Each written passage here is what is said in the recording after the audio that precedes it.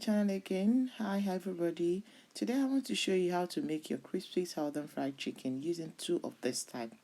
You can either use the ready-made coat, which is going to give you this look, or you can make yours yourself, which is using flour and some other ingredients, which I'm going to show you as we go along. And these are the list of the ingredients. It's all listed here.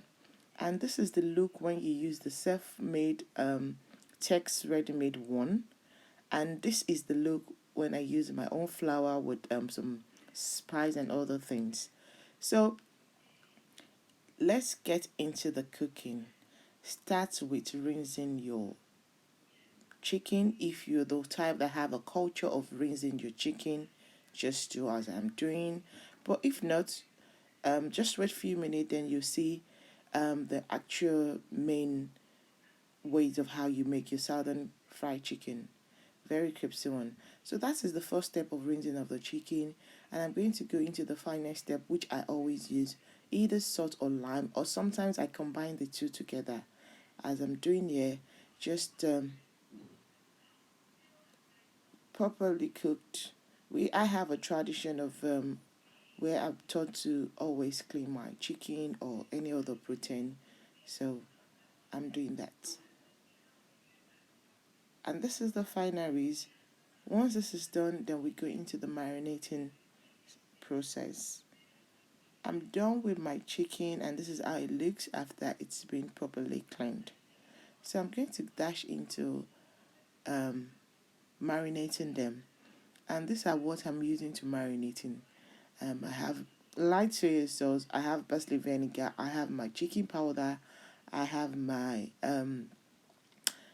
Cameroon pepper because it's quite stronger than black pepper, and as well I'm going to use black pepper. I'm just going to use a bit of the Cameroon pepper because of the children. Just a little bit of oil to moist it up. Light soy sauce is like using salt, so it's in the same category as salt because it's salty, and the darker soy sauce is more saltier than the light soy sauce. So just take note of that. Put the soy sauce in it.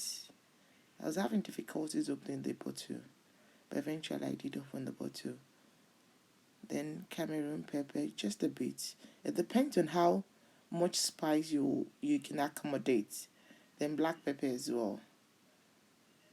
So yeah, that's the Cameroon pepper and black pepper. So Cameroon pepper is actually stronger than black pepper.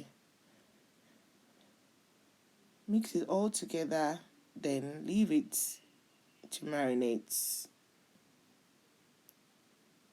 And I'm going to put it in the fridge because I'm not cooking now.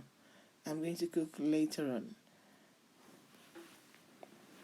Yeah, this is the ready-made one in case but it's actually expensive. This is about $2.99 and it's about 200 grams. But it's actually good. If you want the easy way out, you can use that. And as we go along in the cooking, I'm going to show you how you can make yours, which is cost efficient, is cheaper, and then using this. But I have to tell you, if you have to use this, you have to reduce the seasoning you have to put in your marinating chicken while you're marinating the chicken, because it has some spice and flavor Maggie in it. It's been spiced off. So when you're marinating your chicken, if you're using this very one, Texas, it's actually very, very good. Sometimes when I'm lazy or when I can't be bothered, I use it. So I always have it in the house. But it, like I said, it's $2.99. It's good, but it's not that cost efficient. It's $2.99 for 200 grams, but it's actually very good. If you're not an expert in all the type I'm going to show you, then you go for this. But you have to learn to reduce while you're marinating your chicken, you have to reduce everything in it because it has its own spice in it already. So you first beat the chicken, then put your marinated chicken in the egg. While I'm doing that, I pour the sunflower oil in the pot. And the reason why I'm using this small tiny pot is just to save oil. And because most of the time, by the time you finish doing your crispy chicken, you probably might not be able to use the oil again in another cooking. So I just try to use small pan to save oil, and so I can just chop the oil in the bin when I'm gone. There's a special bin we have to put our used oil here in the UK. So I'm just coating the chicken in the Texas. I didn't really have much, so and actually a lot of it go into waste because once you can finish it, then that's it. So coat it properly to your satisfaction. Once you're done with the coating, the oil is hot, medium hot. I chuck in some onions in it just to give it flavor, to garnish the oil flavor, to infuse some flavor into the oil. I think that's the best word. Once that is done, is a bit oil. Then we dash into the frying. I'm waiting for the onions to pop up to infuse them. I'm going to start by putting my chicken in it. At this process, when you're frying, please note, don't put your gas, the light to be very high.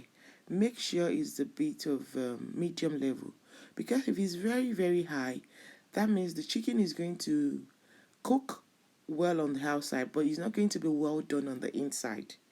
So it's going to be, but it's going to be half done. But if you're the type that I don't really like, you still like to see a bit of blood or something in your chicken, then that's fine. But if you actually want it well done, well cooked inside, reduce the heat of your burner of your gas so that it can cook well. So the second method, is using the plain flour. That's the plain flour. Pour in the plain flour in the bowl of your choice. Once that is done, put a bit of baking powder, like I'm doing, baking powder. I'm going to season it, spice it up with black pepper, a bit of chicken flavor or salt. Put in your black pepper.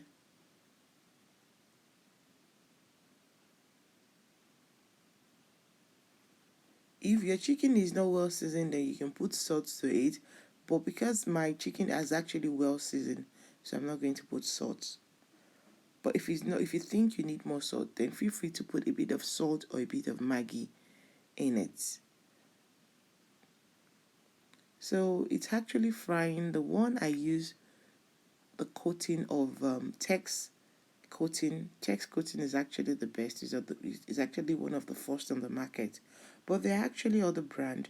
But I stick to this. This is how it looks when I use Tex coating. You can see it's actually crispy.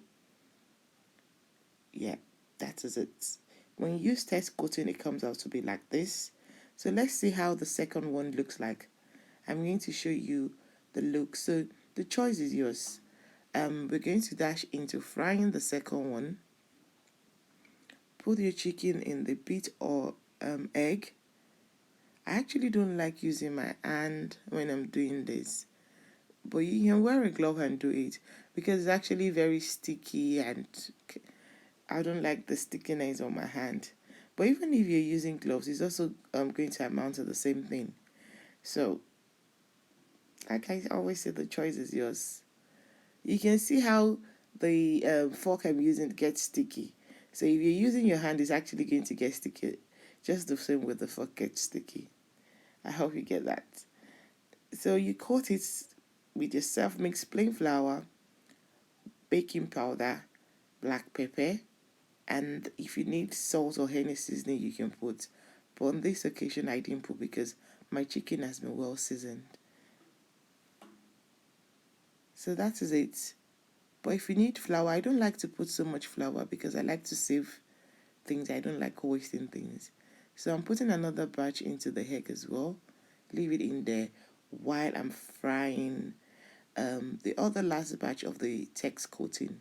So I'm done with the text coating. Now I'm going to fry my self-made coating, the chicken which I self-made coats. So we're going to see the difference at the end of it. So you can choose whichever one you like. And making sure it's well coated, then chucking on the oil. Please make sure your oil is on a medium low heat, not too low. Medium level is fine, because if your oil is super hot, then your chicken will not cook well. It's going to be half done, it's not going to be very done. So remember to always reduce the heat, because especially if you want it well done, you don't like to see blood. So it's done, and I'm going to take it and I'm going to show you how it looks when I use my self-made coating.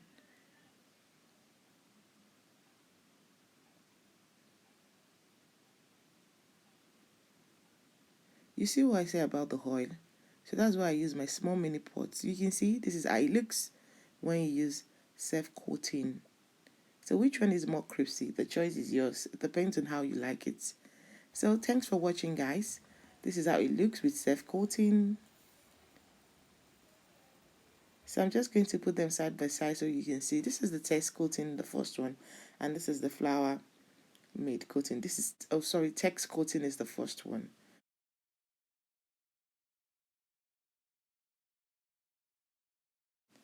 Thanks for watching, guys. Hope to see you again pretty soon. Please learn to share with friends and family. And remember to turn the notification button, and the like button is actually very important. Remember to like and subscribe to my channel. See you again pretty soon. Love you. Ciao. Bye.